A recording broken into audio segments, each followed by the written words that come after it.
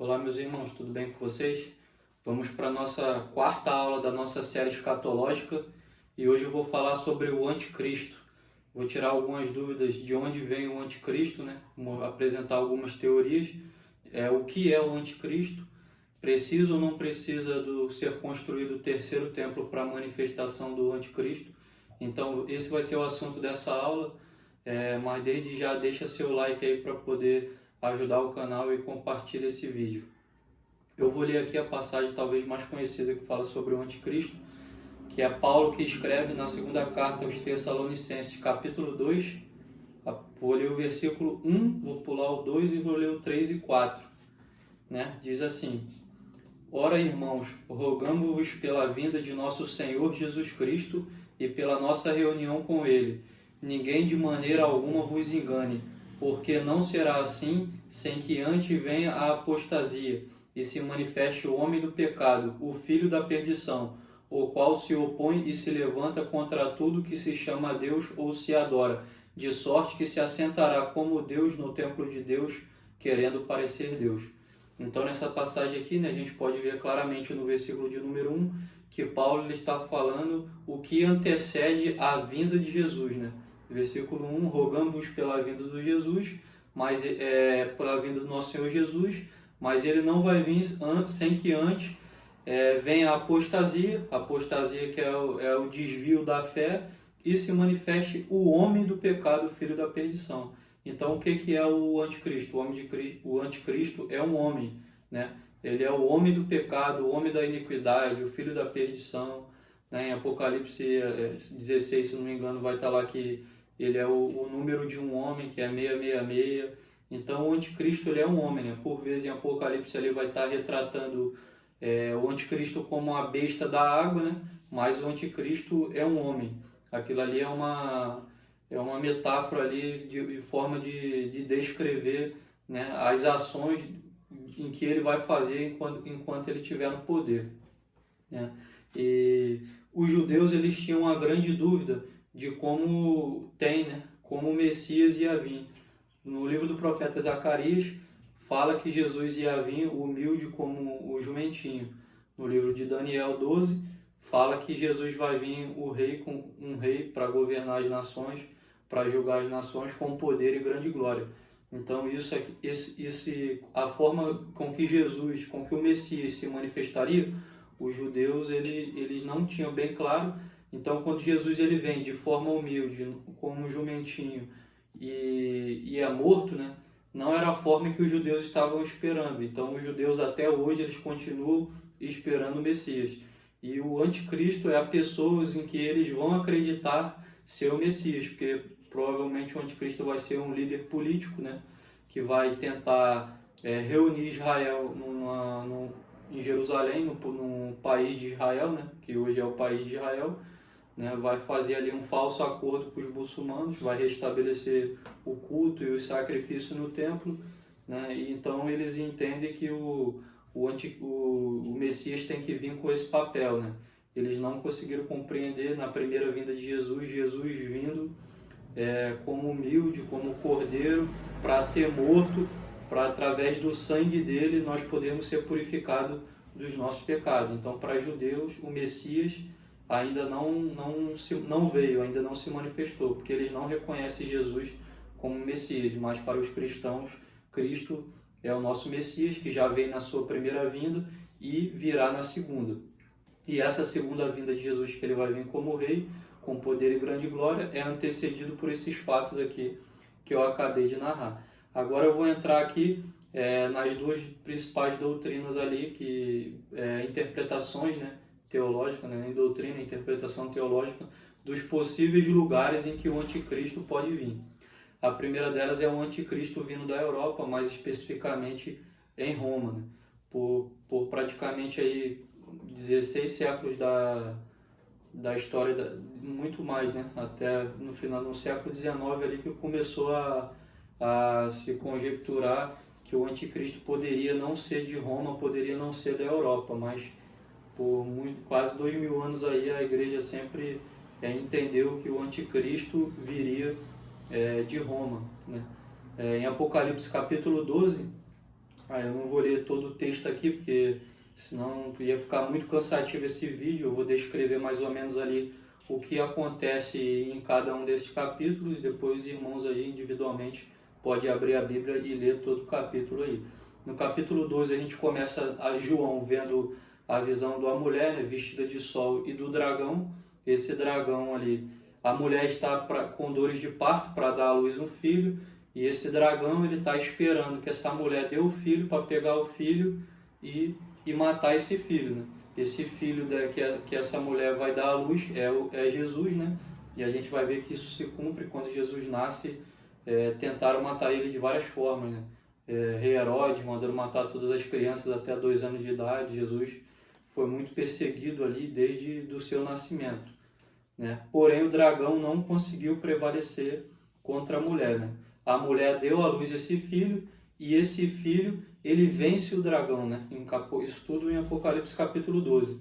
Esse filho vence o dragão pelo sangue do cordeiro e pela palavra do seu testemunho, e depois é arrebatado para Deus. Então, através da morte de Cristo, né, o sangue dele, ele vence o cordeiro, né, e pela palavra do seu testemunho, porque Cristo foi sem pecado, foi o cordeiro puro e imaculado, né? E ele é arrebatado para Deus, porque depois que ele é morto, agora ele está à direita do trono do Pai. Em Apocalipse capítulo 13, esse dragão, né, ele dá o poder dele à besta da água. Essa besta da água recebe todo o poder do dragão. O dragão é simbolizado por Satanás, né? Aí essa besta tem 7 cabeças e 10 chifres, né? Essa é a besta da terra, essa besta da água já faz alusão ao anticristo. E essa besta da água, ela começa a perseguir a mulher assentada sobre muitas águas. Quando a Bíblia fala que a mulher está assentada sobre as águas, essas águas, o próprio texto, no próprio livro de Apocalipse, vai dizer que são povos, línguas e nações, né? São uma multidão de pessoas. Quando fala águas, fala sobre isso. Aí essa besta da água está perseguindo a mulher. Aí é dado 2 asas para a mulher e ela foge para o deserto.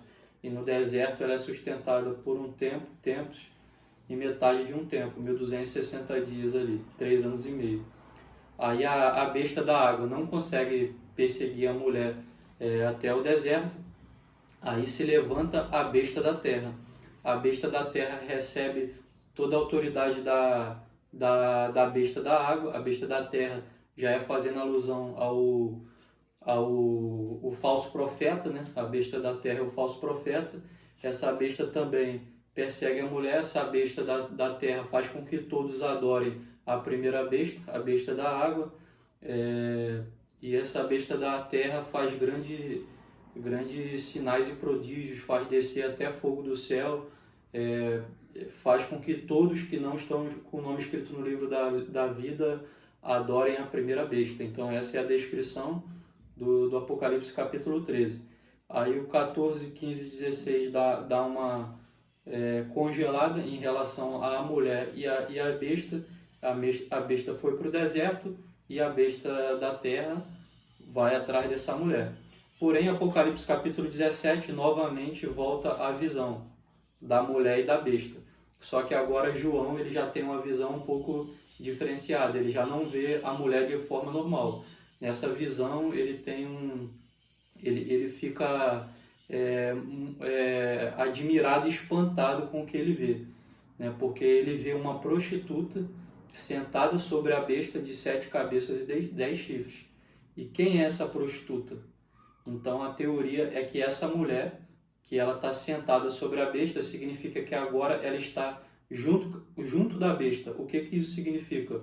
Que a mulher está junto da besta, a apostasia, que foi o que a gente leu lá em 2 Tessalonicenses capítulo 2. Então a mulher, que é o povo de Deus, né? A mulher que é o povo de Deus, que foi a que deu a luz ao filho, né? Ela se apostatou, né? Agora ela está ligada com a besta de 7 cabeças e 10 chifres. Essas 7 cabeças, o próprio livro de Apocalipse na visão, né, já é revelado a João. As 7 cabeças são os 7 montes sobre os quais a mulher está assentada, né, que também são 7 reinos. Que essas 7 cabeças também significam 7 reinos.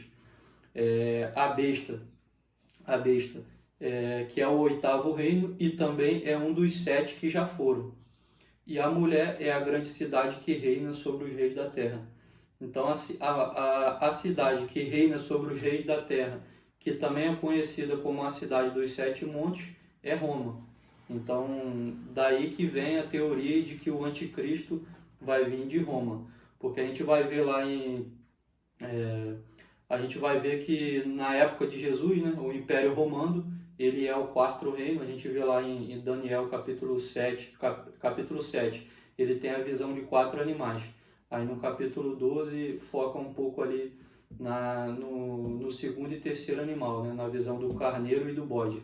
A gente vê que os 4 animais, o primeiro é a Babilônia, o segundo os medos e os persas, o terceiro é o grego e o quarto, que é o animal espantoso e terrível, que não descreve qual que é o animal, que é o que vem na sequência do Império Grego, é o Império Romano, que vem com a sede em Roma. Por isso se acreditava, sempre se acreditou, sempre foi a teoria mais aceita, em que o anticristo ele viria da Europa, mais especificamente de Roma, né? Que é hoje onde também se encontra o Vaticano. A outra teoria de onde viria o anticristo é que ele poderia vir do Oriente Médio, né? Em Daniel capítulo 7, a gente vê que o primeiro animal, eu não vou ler tudo aqui porque o texto vai ficar bastante extenso, mas os irmãos podem abrir aí Daniel 7 na Bíblia e acompanhar. O primeiro animal é o leão, né? Esse leão tinha asas de águia, isso aqui é a Babilônia. O segundo animal, ele é um urso com 3 costelas entre seus dentes, isso aqui está fazendo referência aos medos persas. E o terceiro animal é um leopardo, né? Com 4 asas nas suas costas e 4 cabeças, fazendo referência aqui ao Império Grego e essa questão das 4 cabeças, depois que Alexandre o Grande morre, os 4 generais dele, que o reino dele é dividido em 4, nesses 4 generais, aí já fazendo referência a essas 4 asas e 4 cabeças aí. E o quarto animal, né, que é um animal terrível e espantoso, não é descrito o tipo do animal, né, mas vê que esses grandes animais, o próprio livro de Daniel fala que eles significam 4 reinos que eles se levantarão sobre a terra. Aí em capítulo 8 do livro de Daniel, mais especificamente, ele dá aqui para mim a maior direcionada da Bíblia de onde virá o anticristo. Aí aqui eu vou, dada a importância aqui da clareza de onde vai vir o anticristo, eu vou fazer a leitura aqui. Daniel capítulo 8, vou ler a partir do versículo 3, que diz assim: Eu levantei os meus olhos e vi, e eis que um carneiro estava diante do rio, o qual tinha 2 chifres, e os 2 chifres eram altos, mas um era mais alto do que o outro, e o mais alto subiu por último. E estando eu considerando, eis que um bode vinha do ocidente sobre toda a terra, mas sem tocar no chão, e aquele bode tinha um chifre insigne entre os olhos. E dirigiu-se ao carneiro que tinha 2 chifres, ao qual eu tinha visto em pé diante do rio, e correu contra ele no ímpeto da sua força, e viu chegar perto do carneiro enfurecido contra ele, e ferindo, quebrou os 2 chifres, pois não havia força no carneiro para lhe resistir, e o bode lançou-o por terra, e o pisou aos pés. Não houve quem o pudesse livrar o carneiro da sua mão.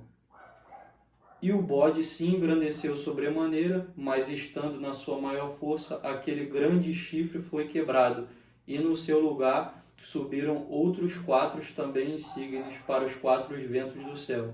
E de um deles saiu um chifre muito pequeno, o qual cresceu muito para o sul e para o oriente e para a terra formosa, e se engrandeceu até contra o exército do céu. E disse: Eis que te farei saber o que há de acontecer no último tempo da ira, pois isso pertence ao tempo determinado do fim. Aqui eu já pulei para o versículo de número 19, porque o anjo vai explicar a Daniel tudo o que ele viu, né? Aí ele fala que o carneiro, no versículo 20, tudo isso do capítulo 8, o carneiro com 2 chifres são os reis da Média e da Pérsia, do Império Medo-Persa. Mas o bode é o rei da Grécia, e o grande chifre que tinha nos olhos é o primeiro rei, que é o Alexandre. E tendo sido quebrado, levantaram-se 4 no lugar dele, que estou lendo o versículo 22, os 4 generais, né? No ímpeto da sua força, o grande chifre quebra, que foi Alexandre o Grande morreu muito cedo, né? Mas os outros não têm a mesma força do dele, né? E o chifre pequeno, versículo 23. Mas no fim do seu reinado, quando acabam os prevaricadores, se levantará um rei feroz de semblante, e será entendido em adivinhações, e se fortalecerá o seu poder, mas não pela sua própria força, e destruirá maravilhosamente e prosperará, e fará o que lhe aprouver, e destruirá os poderosos e os santos. Aqui, mas não pela sua própria força, do versículo 24, já está fazendo referência aqui que a besta, né, da água, ela recebe o poder do dragão, né? O anticristo ele recebe o poder de Satanás para poder fazer sinais e prodígios, para poder enganar os povos, enganar aqueles que estiverem sobre a face da terra, que não estiverem com o nome escrito do livro da vida. Então aqui a grande revelação, né, do local da onde vai vir o anticristo é porque a gente tem que entender a divisão do Império Grego, né, dentre os 4 generais ali, porque dentre um dos 4 vai sair um chifre pequeno, esse chifre que se engrandecer, então praticamente deixa bem claro ali que o anticristo vai sair de um dos 4 reinos em que é dividido o reino da Grécia, né? Aí começa aquela tipologia de anticristo, pessoas que surgiram na face da terra que fazem uma tipologia do anticristo. Aí tem o Antíoco Epifânio, na época de Seleuco IV, né? Dos generais ali de Alexandre o Grande, ele morre, ao invés do filho dele assumir o trono, aí o tio dele meio que toma o poder ali do sobrinho, e ele é um homem muito perverso. Então ele era um rei de Antioquia, né? Ele vem ali do norte, ali, da parte mais próxima à Turquia, e ele é um rei muito cruel e faz muitas perversidades. Ele toma Jerusalém, toma o templo, mata uma porca sobre o templo, persegue os judeus, manda matar todo aquele que tivesse a Torá, que é a Bíblia dos judeus. Ele manda matar ele cria imagem, quem não adorasse a imagem, ele mandava matar. Então, o Antíoco Epifânio, que viveu ali num período intertestamentário, ele não está na Bíblia, a história dele ali aconteceu na história entre o Primeiro e o Novo Testamento, né? Então esse cara é uma tipologia do anticristo, ele fez muitas coisas ali que tem um papel semelhante do anticristo, porém ele vem daquela região ali do Império Grego, mas não da Europa, né? E ele não era judeu exatamente. E um outro tipo de uma outra tipologia do anticristo foi o próprio rei Tito, né? Já do Império Romano, nos anos 70 ali depois de Jesus. Ele destrói o templo, né? Foi ele que destruiu o templo de Jerusalém, que até hoje não mais foi construído. Ele também faz um papel ali persegue os judeus, manda matar. Ele também foi uma outra tipologia do anticristo, e não necessariamente ele é judeu dali, mas foi uma tipologia do anticristo. Cumpriu muitas coisas, nem o Epifânio, nem o Tito cumpriram na totalidade os sinais que o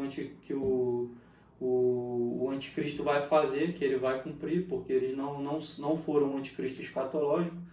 Só o anticristo escatológico vai cumprir todos os sinais previstos do anticristo. Mas aí tem essas duas teorias aí, do Antíoco Epifânio, que ele era também ali daquela região árabe ali do Oriente Médio, e tem o Tito, que era da Europa, de Roma. Então existem essas duas teorias aí, que o anticristo poderia vir tanto da Europa quanto de Roma, né? Também a gente vai ver Apocalipse 18, a gente já vê lá o anjo falando que a grande Babilônia caiu, né? Se a gente for pesquisar ali na geografia e ver a geografia ali, os países, né, a região ali física, o espaço geográfico em que a Babilônia ocupava, em que os medos e os persas ocupavam, em que o grego ocupou, em que o Império Romano ocupou. Todas essas nações, todos esses poderios, eles dominaram a mesma região, né? O Império Romano até além, né? Porque o Império Romano dominou a Europa Ocidental inteira, mas no Império Romano Oriental, ele domina ali praticamente na parte oriental tudo que está dentro do Império Babilônico, do Império Grego.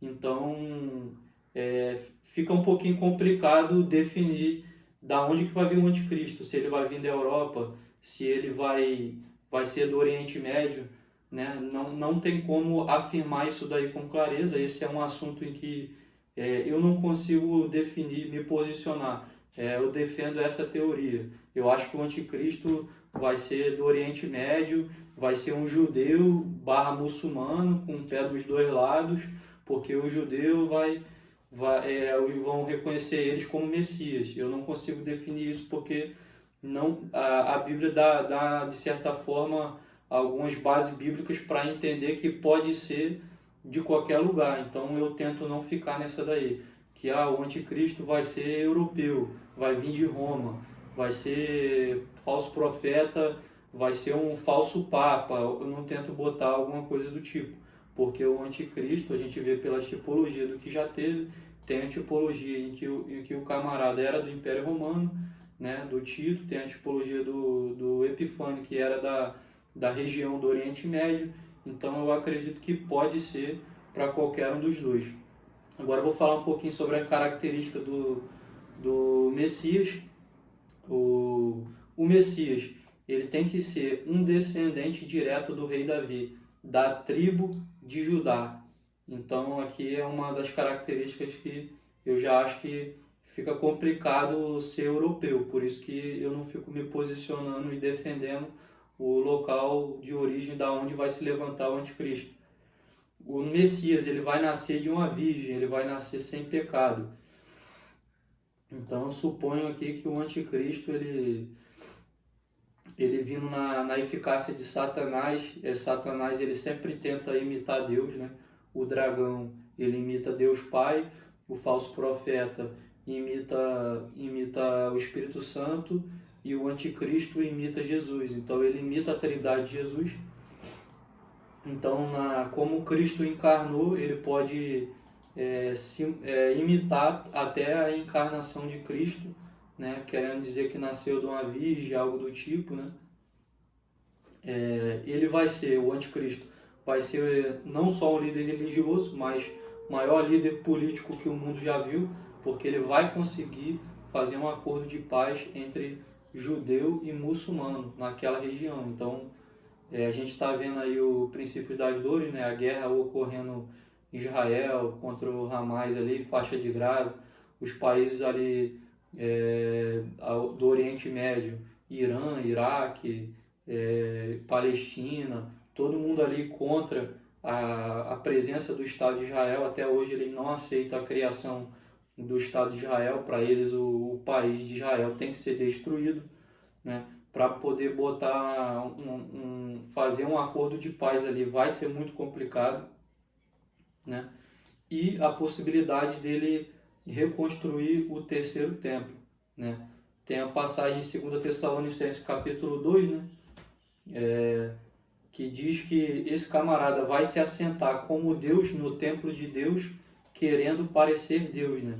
Então é daí que surge a teoria que tem que ser construído o terceiro templo para o anticristo poder se manifestar. E em algumas passagens da Bíblia também fala, né, que quando esse templo for construído, vai voltar o sacrifício e a adoração no templo, que hoje, como não tem o templo, não tem sido feito, mas vai voltar a adoração e o sacrifício no templo quando ele for reconstruído. Então a grande possibilidade é de que esse templo seja reconstruído.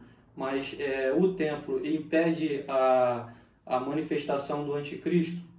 Eu creio que não, porque se a gente for ver no original da palavra, né, que ele vai se assentar no templo de Deus, essa palavra no original do templo, né, o templo físico, com o templo de pedra, ele significa Eiron no original, né? Mas quando se fala o